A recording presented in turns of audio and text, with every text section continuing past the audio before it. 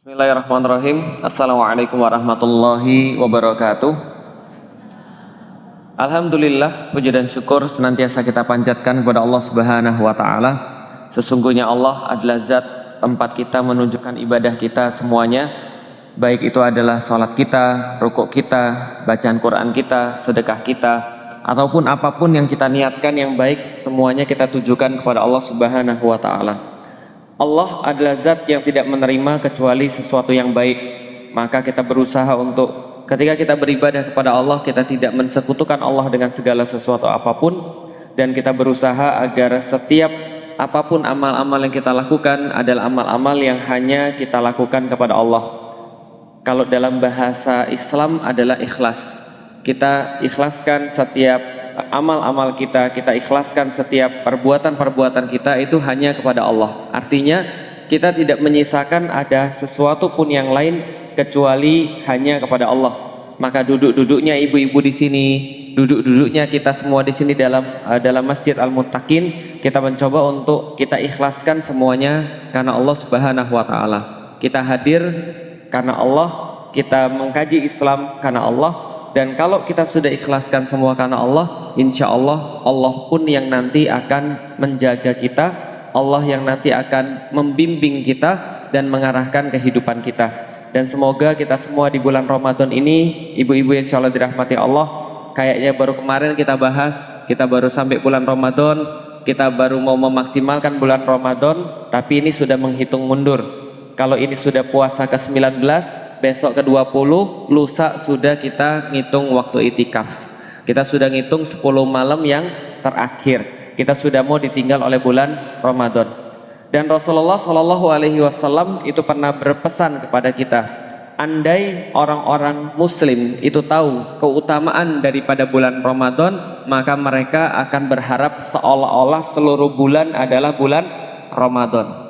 Kadang-kadang agak sulit kita mengerti, kok maksudnya bagaimana agar mereka berharap seluruh bulan adalah bulan Ramadan.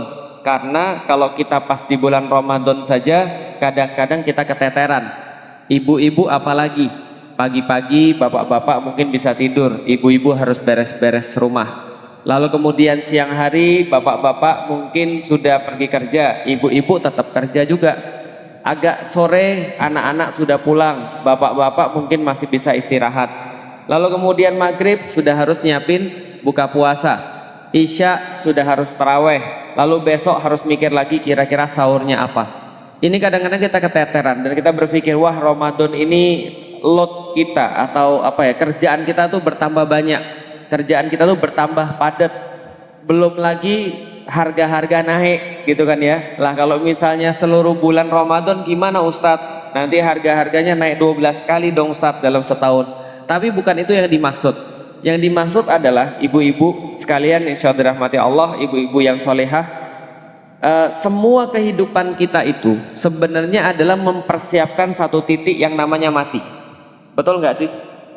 Dan nggak ada satupun orang yang mereka itu ketika mati nggak nyesel, itu nggak ada satupun orang. Semua orang mati pasti dalam keadaan menyesal. Semua orang, nggak ada satupun orang yang mati tidak dalam keadaan menyesal. Alias dia mati berpikir, alhamdulillah ya Allah, semua yang saya lakukan di dunia itu sudah beres. Segala sesuatu yang saya lakukan di dunia itu sudah cukup, nggak ada. Semua orang, bahkan manusia yang paling soleh saja, itu ketika meninggal, apa yang dia pikirkan ibu-ibu sekalian? Yang dia pikirkan adalah, andai saya ibadah lebih banyak. Itu orang-orang yang paling soleh akan mikirnya begitu. Bedanya lanjutannya, kalau orang soleh akan ngomong, andai saya ibadah lebih banyak, mungkin surga saya lebih dekat dengan Rasulullah. Itu kalau orang soleh. Kalau orang nggak soleh, beda belakangnya aja. Andai saya beribadah lebih banyak, mungkin saya nggak masuk neraka. Itu bedanya. Tapi kalau orang-orang soleh berkata, andai saya ibadah lebih banyak, pasti surga saya tingkatannya akan lebih tinggi. Artinya, ada nggak sih manusia yang merasa cukup dengan amalnya? Nggak ada. Dan enaknya bulan Ramadan itu apa? Rasulullah SAW itu menyampaikan kepada kita banyak keistimewaan di bulan Ramadan. Dan para ulama bilang begini, umat Nabi Muhammad itu dibandingkan dengan umat-umat yang lain itu umurnya paling pendek. Umurnya paling pendek. Misal Nabi Nuh berdakwah di dalam Al-Quran ditulis berapa lama? 950 tahun. Itu dakwahnya Nabi Nuh gitu kan ya, 950 tahun. Itu dapatnya cuma segelintir orang, 70-an orang aja yang didapat. Itu dakwahnya Nabi Nuh, sangat lama sekali. Ketika Nabi Nuh punya umur yang lama, ya pasti umatnya juga punya umur yang lama. Makin kelamaan, makin dikit tuh umurnya. Zaman dulu masih biasa orang 80 tahun, 90 tahun masih biasa. Sekarang 50 tahun stroke, 40 tahun stroke, ya enggak sih? 35 tahun jantungan. Ini pada zaman sekarang. Kenapa? Umur tuh tambah pendek. Dan di zamannya umat Nabi Muhammad itu umurnya kata Rasulullah rata-rata 60 sampai 70 tahun. Rasul kita wafat umur berapa? 63 tahun. Artinya setiap daripada kita tahu, karena kita tuh mempersiapkan kematian di titik yang namanya mati, dan umur manusia itu makin lama makin pendek.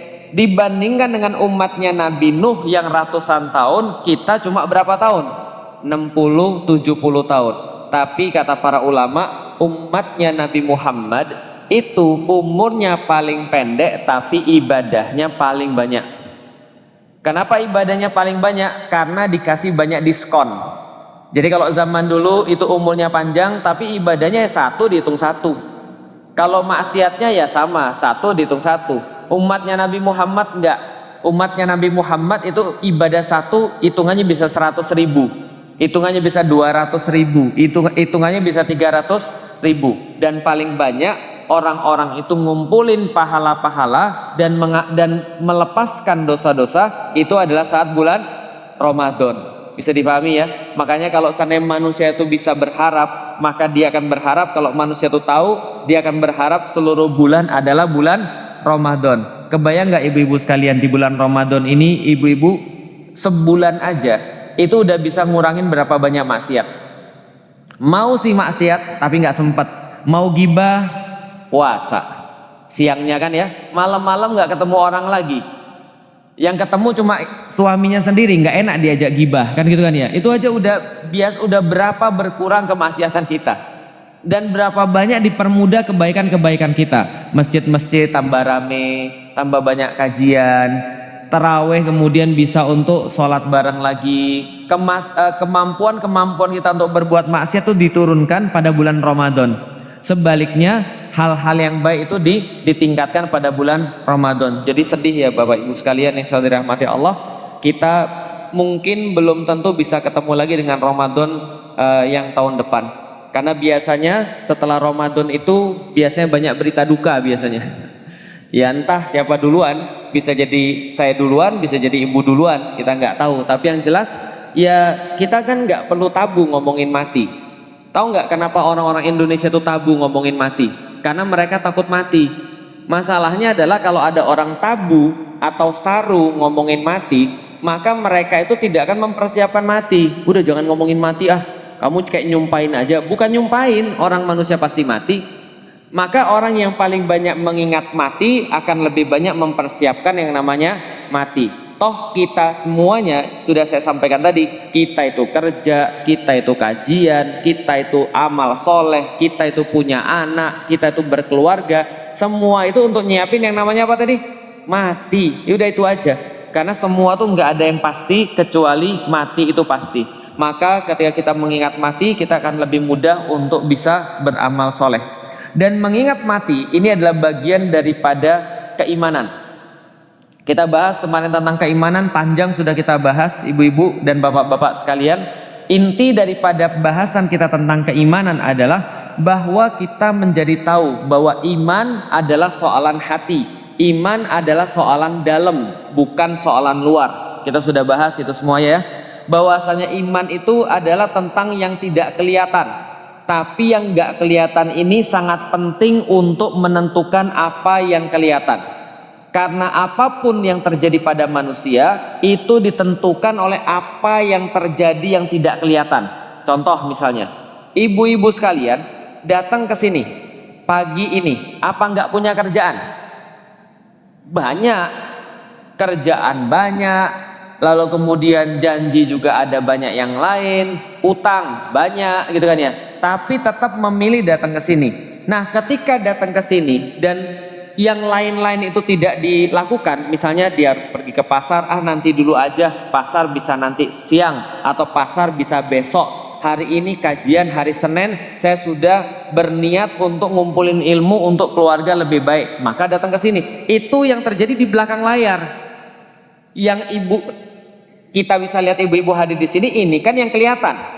Yang nggak kelihatan itu yang membuat ibu-ibu milih pergi ke sini. Nanti bisa besok pergi belanja. Bisa nanti pergi belanja. Ini kayaknya lebih penting. Saya tahu kajian ini penting, maka saya datang ke sini. Ini namanya belakang layar yang menyebabkan apa yang terjadi di depan layar. Yang kemarin kita contohkan, beda antara orang yang beriman sama orang tidak beriman itu adalah hasil daripada perbuatannya. Kadang-kadang kalau kita melihat ada orang berbuat salah, kita fokus pada perbuatan salahnya. Padahal yang harus kita fokus adalah apa yang tidak kelihatan. Contoh, ada orang yang merokok misalnya. Saya nggak bahas merokok itu hukumnya apa. Saya nggak bahas. Tapi yang saya yakini merokok itu haram. Yang saya yakini. Yang lain, ustadz yang lain kalau punya pendapat yang lain boleh-boleh saja. Karena dalam urusan merokok ini ada pendapat yang berbeda. Nanti saya jelasin bahwasanya ada beberapa pendapat-pendapat yang berbeda. Bagi saya haram. Maka contoh, kalau saya lihat ada seorang murid saya merokok, kira-kira gimana? Apa saya langsung gampar?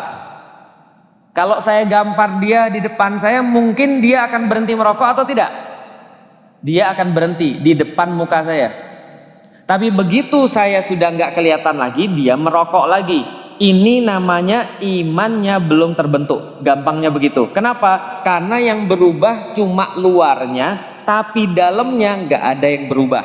Maka kalau saya mau mengubah perilaku dia, saya mau merubah kelakuan dia, cara dia untuk berbuat, maka yang harus saya ubah yang kelihatan atau yang nggak kelihatan. Saya bilang, yuk sini yuk, coba ikut ustadz. Kemana ustadz? Ikut aja. Saya ajak pergi ke sanatorium, tempat orang-orang sakit paru-paru, tempat orang-orang kanker paru-paru. Yuk sini yuk, pergi yuk. Lalu saya liatin di tempat orang sakit paru-paru itu ada yang muntah darah, gara-gara paru-parunya udah rusak. Kenapa nih ustadz? Ini akibat dia ngerokok. Coba lihat tuh darahnya banyak ustadz. Coba cium darahnya tuh. Amis nggak? Bau nggak? Itu darah orang-orang yang kanker. Terus nggak cukup ngeliatin orang yang muntah darah, saya ngeliatin, yuk lihat CT scan-nya paru-parunya dia. Ini paru-paru orang yang sehat, ini paru-paru orang yang ngerokok. Lihat hitam semua. Gimana dia bisa bernapas kalau seandainya hitam semua kayak gitu? Cukup sampai di situ? Enggak. Saya ajak lagi. Saya ajak ketemu dengan anak-anaknya. Ini anak-anaknya putus sekolah. Lihat dia mau berbuat apa, nggak bisa karena bapaknya sudah nggak bisa kerja lagi. Bapaknya cuma terbaring aja di ranjang, hidup susah mati tak mau. Paham Bapak Ibu sekalian? Liatin lagi istrinya harus kerja, banting tulang, ngidupin keluarga dia. Dan bukan hanya ngidupin anaknya, tapi harus ngidupin suaminya di rumah sakit. Lalu saya lihat, mau kamu kayak gitu? Coba lihat. Maka yang di dalam kepalanya itu akan berganti. Awalnya dia pikir, kenapa orang ngerokok? Karena ngerokok tuh keren. Gitu nggak sih? Oh, ibu-ibu nggak tahu ya? Nah, saya kasih tahu aja. Di antara bapak-bapak mikir ngerokok tuh keren. Kapan bapak-bapak biasanya diajar ngerokok? SMP. SMP ada temennya ngerokok. Lalu kemudian dia bilang, lu nggak ngerokok? Enggak, gua nggak ngerokok. Banci lu bro. Banci jantan ditentukan daripada ngerokok. Lucu ya. Lalu banci lu bro, nggak asik lu bro. Lu nggak tongkrongan kita bro. Kenapa? Karena nggak ngerokok. Artinya dianggap ngerokok itu adalah keren. Kenapa? Karena iklan-iklannya ngerokok itu keren. Cowboy ngerokok, film-film, habis kemudian melakukan sesuatu yang hebat, keluarin rokok, ngasap dan segala macam kan gitu kan ya. Ini yang di dalam kepala. Yang dilihat lagi apa? Ya itu juga ustadz. Itu banyak ustadz-ustadz lain juga ngerokok misalnya. Nah, jadi yang dilihat itu adalah ngerokok tuh keren. Maka mereka jadi mau ngerokok. Itu yang kita ubah di kepalanya.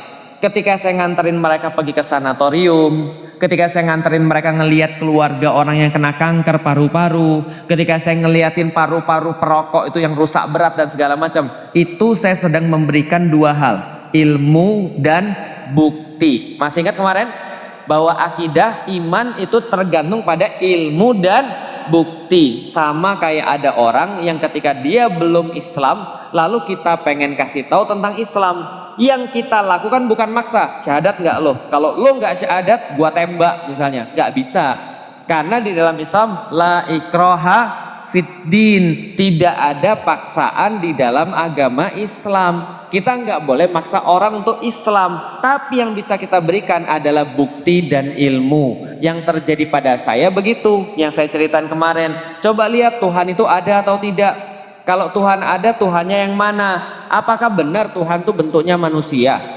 Lah kalau Tuhan bentuknya manusia, tangannya cuma dua, masing-masing tangan jarinya cuma 5, matanya cuma 2, berarti terbatas dong. Kalau Tuhan melihat sebelah sini, Tuhan nggak bisa lihat yang di belakangnya dong, kan gitu. Bisa dipahami ibu sekalian. Kalau Tuhan dalam bentuk manusia nggak masuk akal, kakinya 2, dia terbatas dan seterusnya. Maka ini membuat saya tidak punya ilmu dan tidak punya bukti, sehingga saya males-malesan dalam agama saya. Bisa dipahami ibu sekalian. Pas saya di dalam agama saya yang lama, ketika saya mikir, yang saya dapat justru bukan bukti dan ilmu yang meyakinkan. Yang saya dapat justru bukti dan ilmu yang tidak meyakinkan. Makanya hasilnya saya malas-malasan dalam beragama.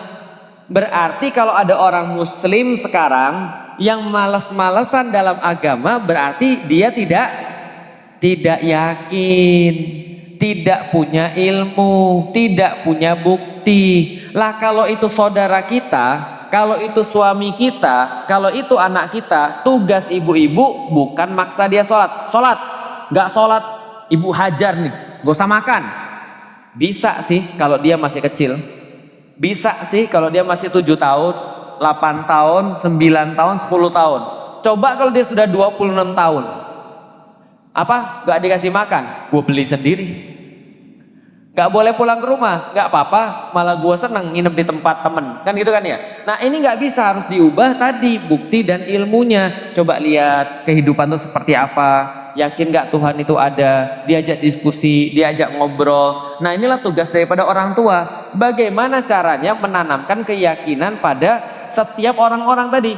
Lah kalau kita yang malas-malasan dalam agama, berarti kitanya harus nyari ilmu, kitanya harus nyari bukti, sampai kita sadar dan sampai kita yakin bahwa Allah itu pasti ada. Saya nyari ilmu, nyari bukti, mikir sampai dapat Tuhan itu pasti ada. Setelah saya yakin Tuhan itu ada, maka saya cari tahu Tuhannya siapa. Oh, ternyata saya dapat Tuhannya namanya Allah. Tahu dari mana? Karena Al-Quran itu tidak ada yang bisa mendatangkan yang semacamnya. Ini kitab sampai sekarang gak ada lawannya. Karena gak ada lawannya, berarti kitab ini apapun yang dia sampaikan pasti betul. Karena ibaratnya produk itu pasti ada yang namanya buku petunjuk. Maka manusia kalau dia adalah sebuah produk, buku petunjuknya datang dari pabriknya, namanya apa? Al-Quran. Maka saya tahu Al-Quran ini, selama saya berpegang pada Al-Quran, hidup saya tidak akan pernah rusak. Hidup saya nggak akan pernah salah.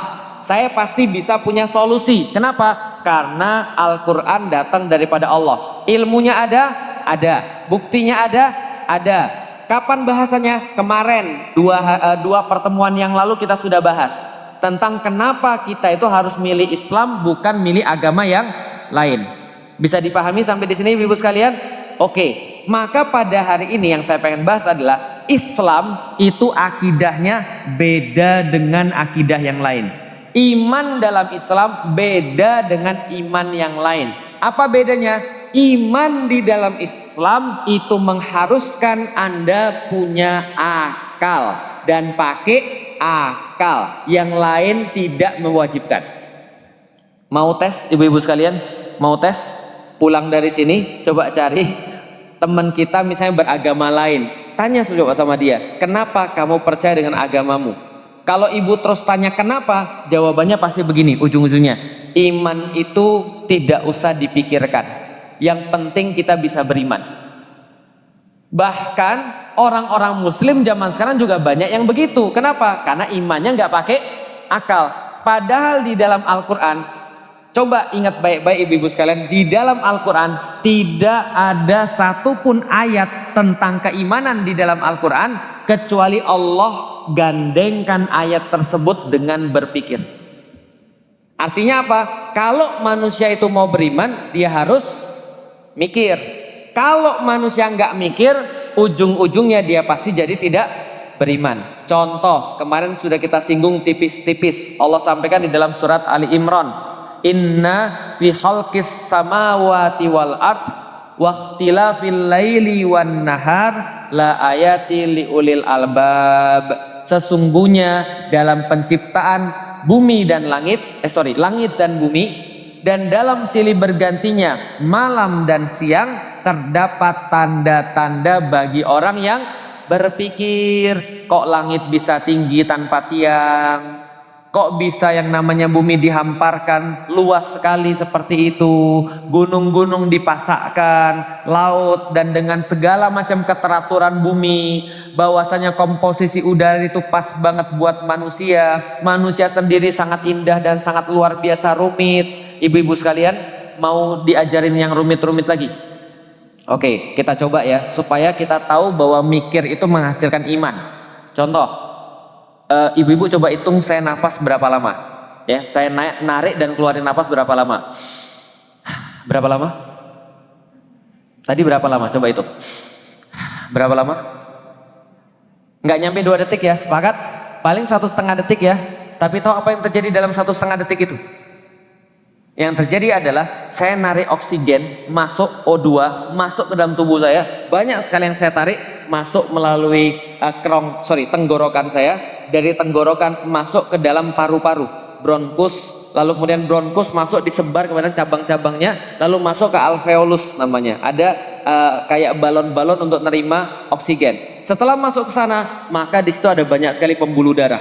Pembuluh darah saya itu lalu kemudian ngikat oksigen yang tadi saya bawa, lalu kemudian dengan zat besi dia ngedarin ke seluruh tubuh saya, dari ujung ubun-ubun sampai dengan ujung kaki saya, semua diedarin yang saya tarik tadi, dan kemudian dia masukin ke setiap sel-sel di dalam tubuh saya. Sel-sel dalam tubuh saya itu ada miliaran. By the way, dia ngalirin lewat pembuluh darah tadi, dan pembuluh darah tadi, satu manusia kayak saya saja, itu kalau dikumpulkan dan disambung, itu 40.000 kilometer lebih.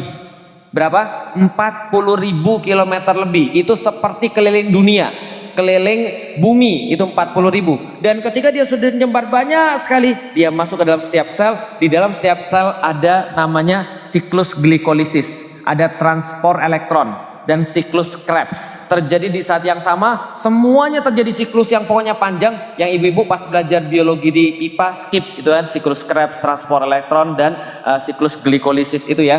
Nah, setelah itu kemudian jadi menghasilkan karbon dioksida. Karbon dioksida lewat lagi pembuluh darah yang panjangnya berapa tadi? 40.000 kilometer, lalu masuk lagi ke dalam paru-paru, keluar lewat hembusan nafas saya tadi. Berapa lama?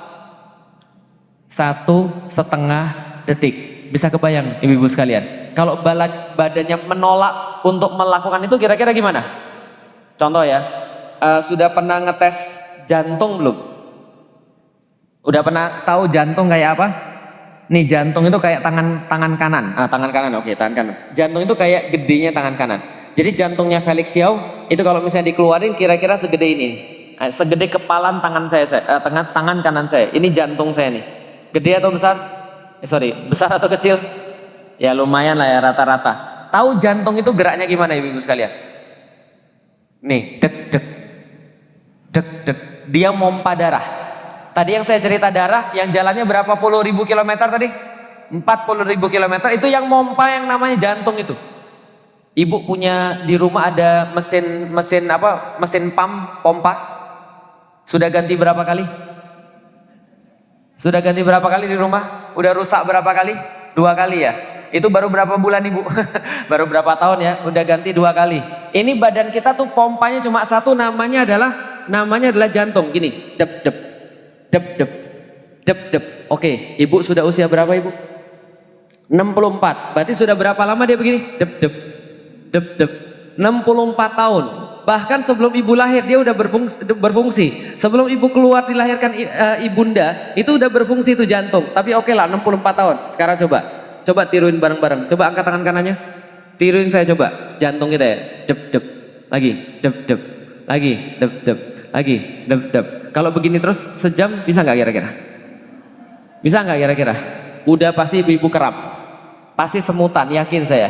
Lah ibu-ibu seumur kita aja tidur posisinya salah, itu aja tangan kita udah semutan, mati rasa, betul. Apalagi kalau kita begini terus. Coba bayangin, jantung kita pernah minta capek sebentar istirahat dulu. Ini emang kalian kira enak apa mompa 40.000 kilometer? Capek tahu, istirahat aja sebentar, boleh nggak? Istirahat sehari aja, kira-kira gimana? Biru wajahnya kita ya. Karena jantung kita istirahat. Coba bayangin, ini jantung bergerak terus. Ibu-ibu sadar nggak sih, manusia itu punya otot. Kita kan bisa gerakin ini karena ada otot kan ya. Tapi kita gerakin gini aja, ini aja setengah mati capeknya. Padahal ini belum semenit, ini capek. Belum otot jantung kita, ini nggak pernah istirahat ibu-ibu sekalian. Ini semua kalau kita mikir tadi, inna fi khalqis samawati wal ard waqtilafil laili wan nahar la ayati liulil albab. Benar, kalau orang mikir dapat Allah. Makanya tidak ada satupun ayat di dalam Al-Quran berbicara tentang keimanan kecuali pasti melibatkan akal.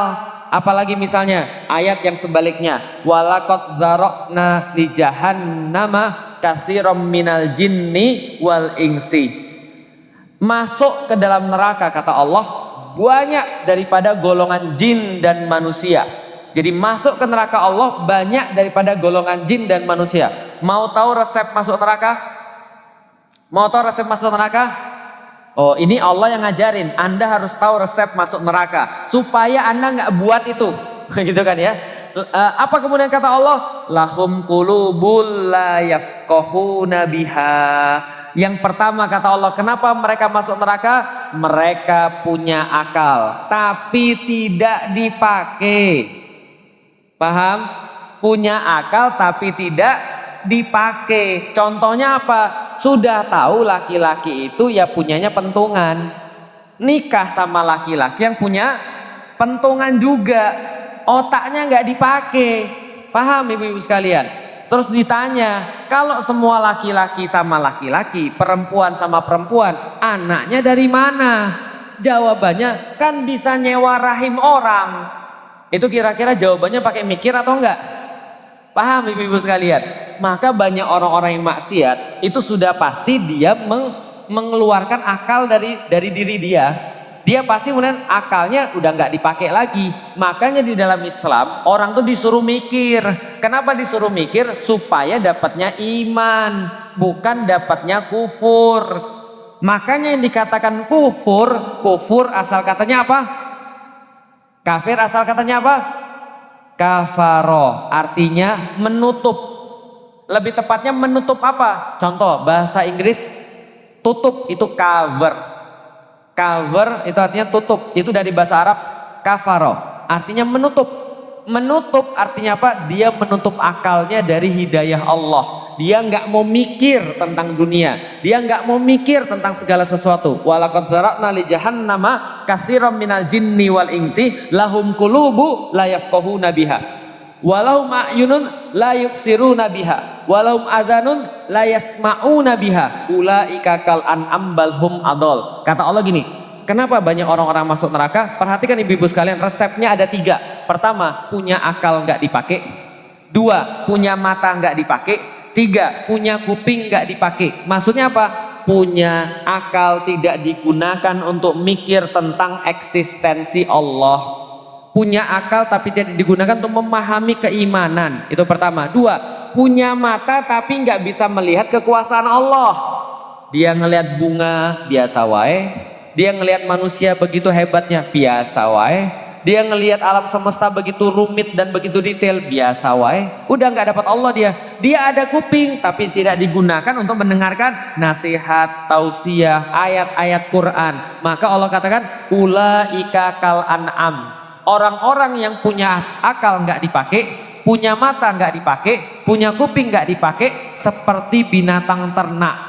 Balhum adol, akan tetapi mereka lebih rendah daripada binatang ternak. Contoh binatang ternak yang populer di Sunda apa ibu?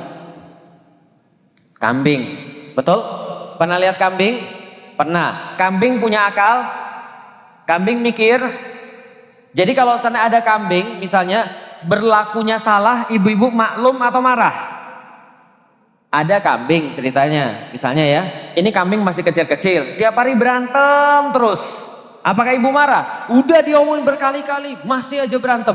Udah berantem, main di tempat yang kotor. Apakah ibu marah-marah seperti itu? Enggak. Kenapa? Ya biarin aja, namanya juga kambing. Ya, kalau kambing itu nggak punya akal, nggak bisa belajar, nggak bisa diajarin. Namanya kambing juga tetap kambing. Kambing nggak punya akal, kambing nggak mikir. Manusia kalau nggak berakal sama kayak, tapi lebih parah. Contoh, ibu punya kambing di rumah? Nggak punya, tapi pernah lihat kambing?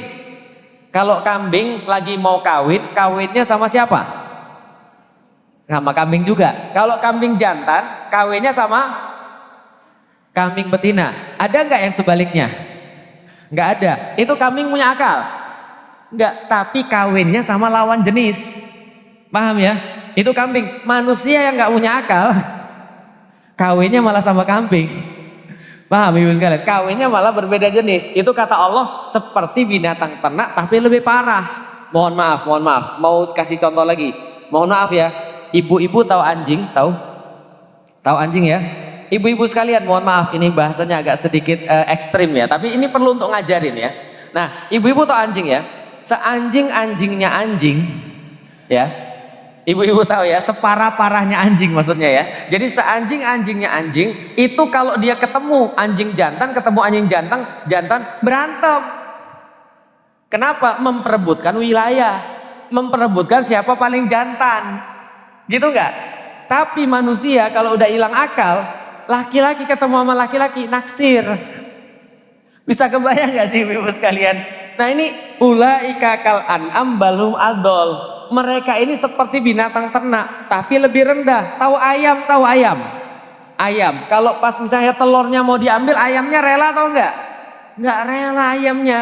Kenapa? Ini telur punya saya. Saya yang mengandung lah ibaratnya begitu. Saya ngeluarin telur ini. Enak-enaknya kamu ngambil. Itu kalau ayam. Zaman sekarang, kalau manusia sudah nggak punya akal, dia yang salah, dia yang zina, anaknya dilahirkan, anaknya sendiri dibunuh. Coba bayangin, nggak ada otak. Yang namanya hewan ternak itu pasti yang namanya induk menyayangi anaknya. Anak itu respect sama induknya. Yang namanya singa saja, binatang yang buas dan bengis itu sayang sama anaknya. Dan anaknya main-main sama bapaknya, sama ibunya. Zaman sekarang kalau orang sudah nggak pakai akal ibu-ibu sekalian, minta beli motor ibunya, nggak boleh, lapor polisi. Itu ada tuh kemarin di Sulawesi, seorang anak ngelaporin ibunya ke polisi gara-gara ibunya nggak mau beliin motor. Untung polisinya masih baik, digampar ini anaknya gitu kan ya. Lah kenapa? Karena anaknya aneh. Ada lagi di tempat yang lain, laporin ibunya karena ibunya berhutang pada anaknya. Saya bilang ini orang sudah nggak mikir kali ya, sudah nggak punya otak kali ya. Kenapa? Karena kalau orang sudah nggak punya otak, pasti dia nggak bisa beriman. Kalau dia sudah nggak bisa berpikir, dia nggak bisa beriman. Maka orang-orang yang mau merusak Islam, mereka akan buat gimana caranya agar orang-orang Muslim nggak mikir. Ibu-ibu tahu khomer? Tahu khomer? Tahu. Khomer itu kata Rasulullah apa? Barang haram yang bisa merusak akal. Kata Rasulullah, ini tidak boleh. Salah satu yang paling besar kerusakan yang diberikan oleh khamar adalah merusak akal. Maka orang itu kalau sudah rusak akalnya, itu susah untuk beriman, bawaannya maksiat. Contoh, pernah dengar kisah dari Utsman bin Affan, seorang khalifah yang ketiga. Beliau pernah berkata gini, dulu pernah ada ahli ibadah, sudah ibadah puluhan tahun, ibadahnya profesional, keren luar biasa, 60 tahun ibadah. Bisa dibayangin ya, Felix Xiao baru sekitar 20 tahun masuk Islam. 22 tahun lah masuk Islam. Enggak ding, 21 tahun lah masuk Islam. Masuk Islam 21 tahun, ibu-ibu sudah kira saya soleh. Belum. Ini orang 60 tahun ibadah. Ibadahnya lebih tinggi daripada orang-orang yang lain. Ketika dia sibuk ibadah, dia diganggu oleh seorang jin dalam bentuk perempuan.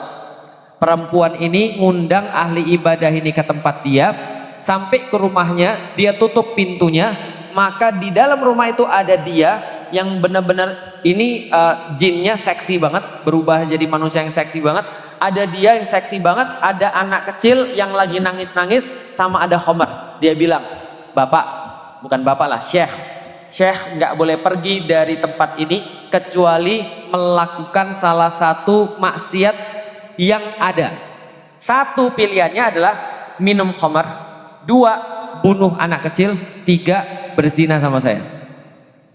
Kalau ibu pilih yang mana, Bu? Kalau bapak-bapak kira-kira milih mana? Ya berzina lah, kan terpaksa kan, kapan lagi gitu ya. Oke. Ini Syekh tadi berpikir begini, kalau aku berzina ini kan dosa besar. Kalau aku bunuh anak kecil ini menghilangkan nyawa, ini pun dosa besar. Maka dia bilang, kayaknya sih yang paling safe itu aku minum khamr aja. Kayaknya aku masih kuat untuk tidak mabuk. Tapi itulah namanya setan. Setan itu menggoda manusia. Padahal harusnya bisa jadi dia nggak melakukan apapun sebenarnya. Tapi akhirnya dia milih khamr. Ketika dia milih khamar, hilang akalnya. Ketika sudah hilang akalnya, maka dia ngelihat cewek seksi, langsung dia berzina dengan cewek tersebut. Lalu ketika dia berzina, ini anak nangis-nangis, dia merasa terganggu, dia lalu bunuh anak itu. Oke, beli 1 dapat 3. Paham kira-kira maksudnya? Khamar adalah ibu daripada seluruh anak-anak yang namanya kriminal. Kalau Anda beli ibunya, Anda dapat anak-anaknya. Paham sampai di sini? Kalau orang sudah hilang akal, dia ibarat nggak punya rem. Kalau dia nggak punya rem, apapun dia lakukan. Makanan, jangankan yang halal, yang haram aja susah. Itu kata dia. Kalau sudah tidak punya akal, Ustadz, halal, yang haram aja sekarang orang berebut. Maka dia nggak pakai akal lagi. Mau halal, mau haram, mau istri sendiri, mau istri orang, sama. Kenapa? Karena sudah tidak punya akal. Sekarang yang mau saya kasih tahu ibu-ibu sekalian, kalau orang pengen ngancurin satu peradaban, kalau orang pengen ngancurin satu bangsa, yang mereka lakukan gampang, jual narkoba. Jual narkoba. Tapi lucunya di negeri kita ini banyak sekali lembaga-lembaga anti narkoba, tapi ternyata makin banyak pula orang yang jualan. Bahkan gak jarang yang ketangkep jualan justru orang-orang yang harusnya nangkepin orang jualan. Paham ibu-ibu sekalian? Nah ini problematika, kenapa? Karena kalau mau ngerusak generasi, rusak aja, jualin aja narkoba, hilang tuh semua. Pada gak mikir, ketika gak mikir, semua kriminal pasti yang terjadi. Coba lihat sama orang kriminal. Orang kriminal tuh banyaknya gak mikir lagi. Kenapa nggak mikir? Karena dia sudah minum minuman keras, karena dia sudah makan narkoba. Masalahnya ibu-ibu sekalian, zaman sekarang ada yang lebih keras dan lebih kuat daripada narkoba, dan itu adanya di HP. Ada yang tahu apa? Ada yang tahu apa? Pornografi. Maka kalau ada orang mau ngerusak satu peradaban, gak bisa pakai narkoba, pakai pornografi. Karena pornografi itu menurut penelitian 10-100 kali lebih kuat daripada narkoba. Jadi orang kecanduan pornografi itu lebih sulit hilangnya daripada orang kecanduan narkoba. Efeknya sama. Pertanyaannya zaman sekarang, anak-anak kita masalah gak dengan pornografi? Banyak. Makanya orang-orang di negeri ini lucu, koar-koar. Islam itu menyebabkan hate speech. Islam itu menyebabkan intoleransi, menyebabkan radikalisme, menyebabkan problematika masalah-masalah. Padahal yang dilakukan ustadz-ustadz itu apa? Anak-anak jangan nonton porno, anak-anak jangan minum khamar, jangan pergi yang aneh-aneh, hormatin orang tuamu, coba berbakti sama ibu dan bapakmu, masa depanmu harus lebih cerah. Itu sementara yang kemudian tadi hal-hal yang berbahaya, pornografi, hal yang berbahaya, khamr, malah dikasih izin. Betul. Kemarin ketika saya di TV ngamuk-ngamuk itu, masalah Holy Wings itu bukan masalah Holy Wingsnya. Kenapa? Masalah khamrnya itu. Lah masalah misalnya kasus-kasus tertentu itu kan cuma masalah apa ya? Cuma masalah merek doang. Tapi khamrnya bermasalah. Masalahnya adalah di Indonesia ini khamr di bawah 5% masih boleh. Emang kalau gitu mabuk 5% boleh? Ini masalahnya, mereka nggak tahu bahwasanya ketika jualan khamr itu nanti anak-anak ketika minum khamr hilang akalnya, itu biaya yang dikeluarkan untuk kriminalitas lebih tinggi lagi.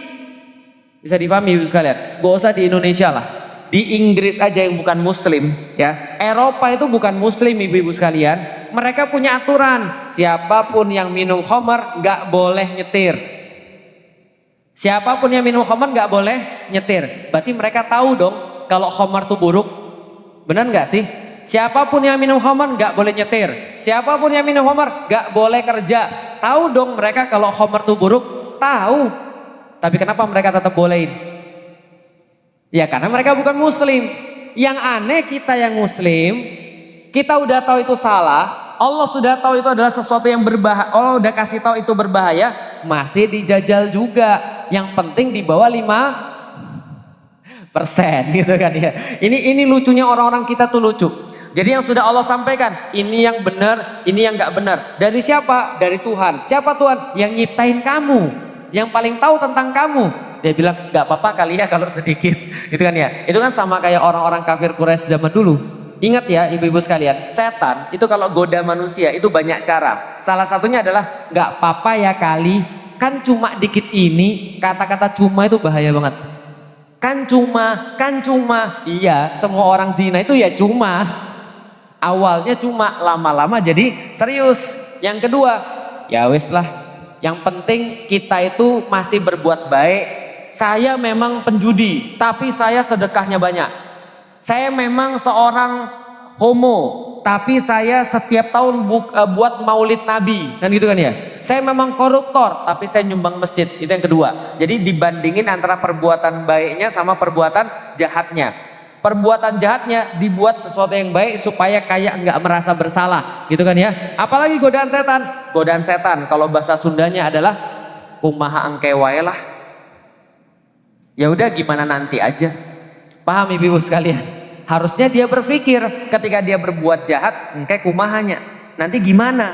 Bukan malah kumaha engke wae lah. Tapi kan setan kan bilangnya begitu. Yang penting sekarang sudah ada cewek, seksi lagi, cakep lagi, nggak tiap hari loh ada kesempatan begini. Ya udah zina aja. Terus dosanya gimana? Kumaha engke wae lah. Bisa dipahami ibu sekalian. Nah, kita balik lagi kepada iman, berarti iman ini menuntut adanya akal. Masalahnya, kenapa anak-anak zaman sekarang susah banget untuk beriman kepada Allah, susah banget untuk yakin pada Allah? Karena tadi bisa jadi ternyata dia sudah dapat pornografi, bisa jadi dia sekarang sudah dapat khamr.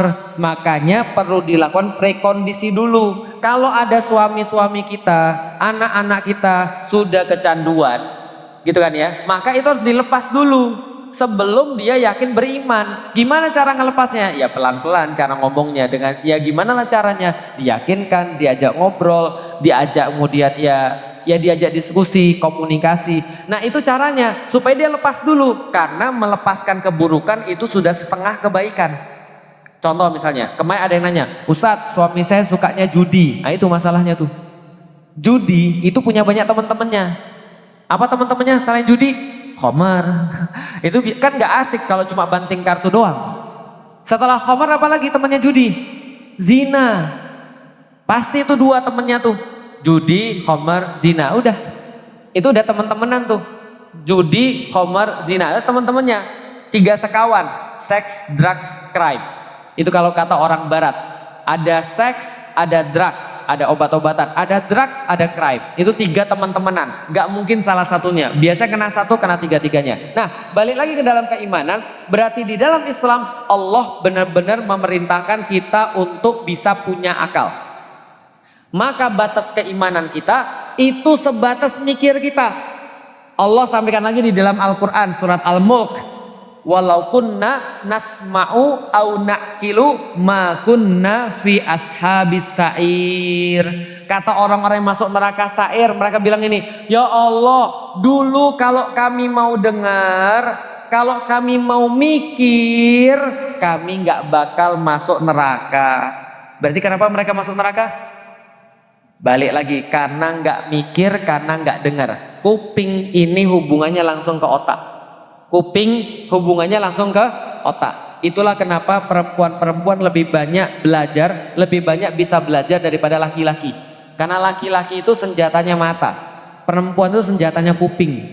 Atau bisa dikatakan laki-laki kelemahannya mata, perempuan kelemahannya kuping. Perempuan suka dengerin sesuatu, laki-laki suka lihat sesuatu.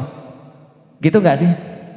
Kelemahannya perempuan itu pada kuping. Sudah dengerin sesuatu yang misalnya dipuji, gitu kan ya, digombalin. Nah biasanya jatuh tuh perempuan. Kenapa? Karena digombalin lewat kupingnya. Bisa paham ya? Lihat lihat cowoknya miskin, gitu kan ya. Motor nggak punya, mobil nggak punya, wajah pas-pasan. Tapi kalau cowok itu ngegombalin cewek, ceweknya jatuh atau tidak? Jatuh juga. Kelemahannya cewek sekaligus senjatanya cewek itu ada di kuping. Cowok itu kelemahannya ada di mata. Matanya itu kalau udah ngelihat cakep, seneng, nah udah jatuh. Itu kalau cowok, beda dengan cewek. Tapi kalau kita lihat kenapa perempuan lebih cepat belajar? Karena perempuan lebih sering dengar. Dengar ini hubungannya langsung ke otak, langsung ke akal. Apa buktinya? Di dalam Al-Quran tadi. Walau kunna nasma'u au na'kilu ma kunna fi ashabis sa'ir. Kalau kami dengar dan kami mikir yang kami dengar, maka kami nggak masuk neraka sa'ir. Paham ya? Berarti ada ratusan ayat di dalam Al-Quran yang menyuruh kita untuk apa tadi? Mikir. Karena mikir itu kunci daripada keimanan. Itu bedanya Islam dengan agama yang lain. Agama yang lain nggak nyuruh kita mikir. Contoh, mohon maaf ini contoh ya. Kalau ada orang yang beragama yang lain yang dengar ini ya salah sendiri. Kenapa Anda buka kajian Felix Yao? Suatu waktu ibu saya ngamuk-ngamuk sebelum saya cerita ini ya. Lik, kamu itu mbok ya kalau bahas kajian udah nggak usah bahas agama yang lain, udah bahasnya Islam aja.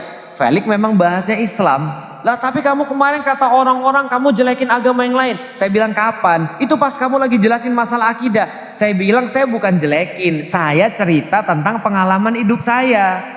Paham ibu sekalian? Ketika saya cerita tentang pengalaman hidup saya, lalu kemudian Anda tersinggung, itu salah Anda. Itu juga sama tuh, Ustadz Abdul Somad bilang bahwa misalnya di dalam salib ada jin. Kenapa dia ikut campur agama orang? Saya bilang, kenapa kalian nonton? Paham gak sih maksudnya? Sudah jelas-jelas di situ ceramah agama dilakukannya di masjid. Iseng banget Anda nonton. Paham ibu-ibu sekalian? Lah mereka bilang Tuhan ada 3, saya juga nggak tersinggung. Lah kenapa? Itu kan keyakinan mereka. Mereka bahasnya di gereja nggak ada masalah, asal jangan bahas di masjid aja. Itu kan ya. Lah saya juga nggak pernah bahas di gereja. Bisa dipahami ibu sekalian. Kadang-kadang orang sensi itu agak-agak ya. Makanya saya bilang ya kenapa ditonton? Harusnya jangan ditonton. Sudah jelas-jelas ini ceramah agama bahasnya Islam. Lah masa kita harus membahas Islam disesuaikan dengan mereka? Tiba-tiba ada yang protes, tidak boleh kata-kata kafir. Kenapa? Menyinggung kami. Lah kenapa Anda nonton? Bisa dipahami ibu sekalian. Lah kalau gitu yang harus kami lakukan apa? Kalian tidak boleh pakai kata kafir. Lah di dalam Al-Quran ada suratnya Kul ya ayyuhal, bukan Kul ya ayyuhal non muslim. Jelas ibu sekalian. Jadi kadang-kadang kita lucu, sedikit saya cerita. Suatu waktu saya ditanya, Lik, kenapa kamu percaya sama Allah? Saya bilang karena Allah itu Tuhan. Yang masuk akal saya. Kenapa? Karena di dalam Al-Quran setelah saya bicara, saya cerita yang kemarin, lalu saya dapat Tuhan saya Al-Quran. Lalu kemudian dia bilang, kenapa kamu ninggalin agama kamu yang lama? Saya bilang, karena kamu nanya saya jawab, karena nggak masuk akal. Misalnya kayak gimana yang nggak masuk akal? Saya cerita, Tuhan Yesus mati di kayu salib. Tuhan Yesus berkata, Eli Eli lama sabachthani. Tuhan Tuhan mengapa engkau meninggalkan aku? Padahal dia kan Tuhan. Kalau dia Tuhan kenapa nggak dia turun aja? Lalu kemudian ya itu karena memang dia ingin menebus dosa manusia. Lah emang harus mati menebus dosa manusia? Ya tapi memang begitu. Nah itu nggak masuk akal saya. Dia bilang, Lik, ada banyak perkara-perkara yang memang tidak bisa masuk akal tapi bisa diimani dalam hati. Saya bilang ya udah kalau gitu jangan ngomong sama saya. Karena saya orangnya pakai akal. Kan gitu, paham ibu-ibu sekalian. Kalau ngomong sama manusia harus mikir. Kalau nggak masuk akal, ngapain kita ambil gitu loh maksudnya. Itu bagi saya. Nah artinya adalah apa? Di dalam agama yang lain ini nggak pernah dibahas. Nggak pernah dibahas bahwasanya kenapa bisa muncul kayak gitu. Nggak pernah dibahas tentang kejanggalan-kejanggalan tadi. Mereka cuma bilang saya beriman aja. Mereka nggak pernah bahas sejarah. Nggak pernah. Di dalam Islam semua harus dibahas. Dan tidak ada pertanyaan yang nggak penting di dalam Islam. Tidak ada pertanyaan yang tidak boleh di dalam Islam berkaitan dengan akidah atau keimanan. Hati-hati, tahun kemarin saya menyaksikan banyak sekali belasan anak-anak yang sudah hafiz Quran lalu mereka mau keluar daripada agama Islam. Serius, belasan orang anak-anak mereka hafiz Quran, ada yang 15, ada yang 30 mau keluar daripada agama Islam. Kenapa? Karena mereka nggak dapat kenapa saya harus beragama Islam. Yang mereka lakukan cuma ngafal doang. Ngafal itu tidak bagian akidah. Bukan berarti ngafal salah, ngafal betul. Anak saya juga ya, saya suruh hafal Quran, gitu maksudnya. Cuman masalahnya adalah mereka tidak dapat bahasan akidah, sehingga mereka nanya. Mereka nanya sama orang tuanya nggak bisa jawab, akhirnya ditemukan pada saya. Apa yang kemudian ditanya pada orang tuanya? Dia nanya, Pah, bapaknya Ustadz, Pah, kenapa Tuhan saya Allah? Kenapa nggak Tuhan saya Yesus aja? Kenapa nabi saya Muhammad? Kenapa nabi saya nggak Yesus aja? Itu lebih keren mujizatnya, menghidupkan orang mati, lalu kemudian bisa menyembuhkan penyakit lepra, buta, kusta dan segala macam. Dia pengen kemudian bertanya. Apa kata orang tuanya? Kamu kurang ajar pertanyaannya. Nggak boleh nanya begini. Kenapa? Lihat di dalam Al-Quran. Bukannya kamu sudah hafal di dalam Al-Quran? Lihat dalam surat Al-Baqarah. Ada Yahudi banyak tanya, maka mereka dilaknat oleh Allah. Ketika ketemu saya bilang, Bapak, anak nanya begitu bagus. Kenapa? Itu pertanyaan-pertanyaan yang membuat saya jadi beriman. Coba bayangin kalau Felix Yao di agama yang lama nggak punya pertanyaan kayak gini. Ya udah, nyaman aja saya di dalam agama saya. Sebagaimana orang-orang zaman sekarang yang nyaman dengan agama dia karena dia nggak punya pertanyaan tadi, nggak mau nanya kayak tadi. Udah terima aja, pokoknya Tuhan 3. Udah terima aja Tuhan mati di kayu salib. Udah terima aja. Nah di dalam Islam celakanya orang-orang muslim juga ngajarin gitu ke anak-anaknya. Ini nggak boleh. Pamali. Nanya Tuhan di mana? Pamali. Nanya takdir? Pamali. Nanya agama? Pamali. Nggak boleh. Ini bermasalah. Ingat ya ibu-ibu sekalian, yang nggak boleh ditanya itu bagian syariat. Itu yang nggak boleh ditanya. Bagian akidah itu harus nanya. Contoh, kenapa sholat subuh cuma 2 rakaat? Nah itu nggak boleh. Kenapa nggak boleh? Karena berkaitan dengan resep. Itu sama aja kayak Anda nanya sama dokter. Sudahlah datang ke dokter, sudahlah Anda nggak tahu apa-apa tentang dunia kedokteran, nggak tahu apa-apa tentang penyakit, dikasih dokter resep. Ini makan 2 kali sehari ya, habisin obatnya. Anda tanya, kenapa 2 kali sehari dok? Kenapa nggak 8 kali sehari dok? Bisa dipahami? Ini pertanyaan boleh atau enggak? Dokternya mikir, ini orang pasien. Tapi gayanya kayak dokter. Lah kalau misalnya ada orang yang nanya kayak gitu, dijawab sama dokternya, udah makan aja. Ini sudah resepnya. Sudah dikasih resep, udah makan aja. Saya tahu yang saya lakukan. Dia masih protes. Dokternya bilang apa? Ya udahlah kamu aja dokternya, gak usah saya. Bisa dipahami? Maka dalam perkara syariat jangan ditanya. Kenapa sholat subuh 2 rakaat? Itu sudah jawabannya dari sononya, resepnya begitu. Karena yang ngasih adalah dokternya. Tapi nanya begini, boleh. Nanya begini boleh. Dia dokter atau bukan sih? Itu boleh. Dia dokter ahli atau dokter biasa sih? Boleh. Ada nggak sih dokter yang lebih bagus daripada dia? Boleh. Bisa difahami? Ini Tuhan atau bukan sih? Boleh. Ada nggak sih Tuhan yang lebih bagus daripada dia? Boleh. Tuhan itu dari mana sih? Boleh. Itu pertanyaan akidah. Tapi kalau kita sudah punya Tuhan Allah, Allah ngasih tahu kita resepnya, maka jangan banyak tanya, nanti makin sulit hidup kita. Paham? Kalau udah dikasih tahu sholat subuh 2 rakaat, ya 2 rakaat. Jangan lagi cari jawaban. Oh mungkin karena lagi ngantuk ya Ustadz ya. Berarti kalau kita nggak ngantuk, boleh dong kita tambah. Berhubung malam ini saya agak merasa segar, jadi paginya bangunnya segar, saya mau nambah sholat subuh saya 4 rakaat. Allah pasti lebih senang. Begitu. Anda lakukan dosa Anda. Bisa dipahami ya? Kenapa sholat asar 4 rakaat padahal lagi panas-panasnya? Ya udahlah boleh kali kurangi jadi 2 rakaat. Gak usah ditanya dalam perkara syariat. Dalam perkara syariat ya dilakukan aja. Gak perlu ditanya. Anda nanya, Anda malah sesat. Kerudungan itu kayaknya untuk orang-orang padang pasir deh. Indonesia kan nggak panas kayak padang pasir, maka nggak usah dong pakai kerudung. Kerudungan itu kan karena zaman dulu. Kalau zaman sekarang udah modern, nggak usah kali pakai kerudung. Anda nanya dalam perkara syariat itu nyari masalah. Kalau mau nanya dalam perkara akidah, balik lagi kepada orang yang tadi hafiz tadi. Saya bilang nggak ada masalah. Nanya aja. Di dalam surat Al-Baqarah, Yahudi itu nanya perkara syariat. Disuruh nyembelih sapi, malah nanya sapinya warna apa. Dikasih tahu warnanya, ditanya lagi bentuknya gimana. Dikasih tahu bentuknya begini, ditanya lagi gimana cara-cara kita milihnya dan segala macam. Lah ini membuat mereka tambah susah. Ingat ya, pertanyaan dalam bidang akidah itu bagus. Itu menandakan anak kita normal. Menandakan anak kita akalnya jalan. Dia nggak mau terima begitu aja sampai akalnya puas. Itu bagus. Maka kalau ada anak-anak gini ketemu saya bilang bagus, ayo kita bahas. Tuhan itu siapa? Siapa yang layak jadi Tuhan? Kenapa kemudian Nabi kita Muhammad? Kalau Nabi kita Muhammad bisa nggak Nabi kita Isa? Bisa juga. Saya Muslim, Tuhan saya Allah, Nabi saya Muhammad, tapi Isa juga Nabi saya. Enak kan? Jadi kalau Anda mau beragama yang bisa semuanya Islam. Soalnya kalau agama Nasrani, Tuhan Anda Yesus, tapi Nabi Anda nggak bisa Muhammad. Di dalam Islam, Nabinya bisa Muhammad, Nabinya bisa Isa, Nabinya bisa Daud, Nabinya bisa Sulaiman. Enak kan? Paket lengkap. Paham ibu sekalian? Nah, balik lagi. Berarti di dalam Islam yang namanya iman itu berkaitan dengan akal. Karena akal yang bisa nyari ilmu dan akal yang bisa nyari bukti.